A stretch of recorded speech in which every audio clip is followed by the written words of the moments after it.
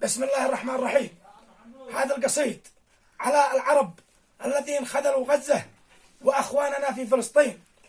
قلنا فيها وين الضمائر وين هي وين جات صرخات الغضب، وين الضمائر وين هي وين جات صرخات الغضب، وين العرب وين العروبة وين من وجه العرب والمسلمين، وين العروبة وين من وجه العرب والمسلمين. القدس والضفة جريحة والدماء تنزف قرب، القدس والضفة جريحة والدماء تنزف قرب، وارواحهم تضرب بنيران اليهود الغاصبين.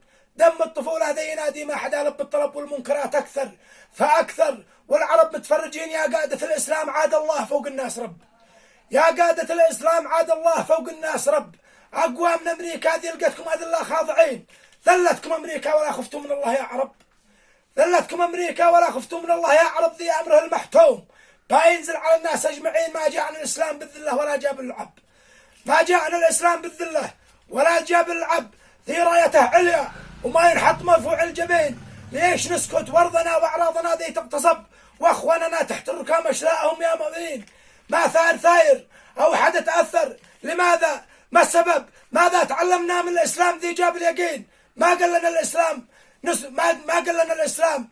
ما قال لنا الاسلام نوبه للمصالح والرتب والمال والكفار حتى يطحنوا غزه. طحنكم الله بالصواعق وابتلاكم بالجرب يا قادة الإسلام وأنتم باظلوا ساكتين.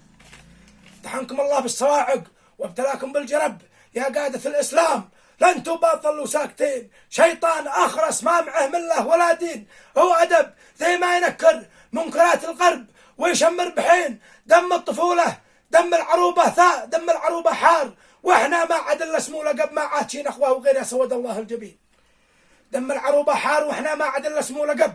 ما عاد شي نخوه وغيره سود الله الجبين. لا ما توحدنا وجاهدنا لهب وابو لهب بقوة الإيمان بانهزم قوة إبليس اللعين. قد بقوة الإيمان بانهزم قوة إبليس اللعين. قد العدو بقوة الإيمان بانهزم قوة إبليس اللعين. قد عدوا العدة عادينا وملوها جعب وإحنا جعبنا فاضية ما في الجعب غير الزنين. قد عدوا العدة عادينا وملوها جعب وإحنا جعبنا فاضية ما في الجعب غير الزنين. سارت دمانا بيح للكفار من جانا ضرب والدين يتحارب، لأن احنا من الله مبعدين.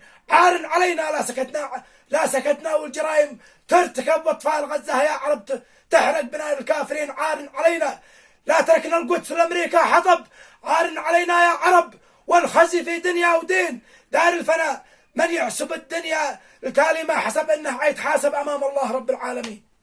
دار الفناء من يحسب الدنيا التالي ما حسب انه حيتحاسب امام الله رب العالمين. للعيش حلوة فالشهادة في سبيله من ذهب هي خير مكسب، والكرامة فعلا الكنز الثمين. اما حزمنا الجز ولا البراقع والنقب، وش ما تريدوا افعلوا والعاقبة للمتقين.